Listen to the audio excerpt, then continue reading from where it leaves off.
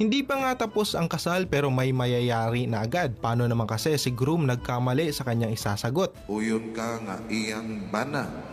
Oo, yun. Dawaton mo ba siya nga imong asawa? Oo, dawaton padre. Forever. Oo, padre. Timani ang balaod sa simbahan. Ha?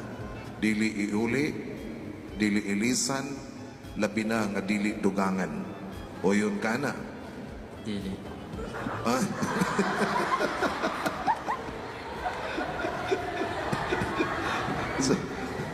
Osbon ako.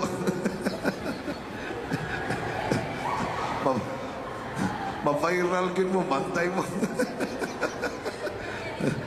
At bantay ko rin uli. Osbon ako ha. I-edit rin yan na ninyo ay nag-viral. Ma-feel ko na.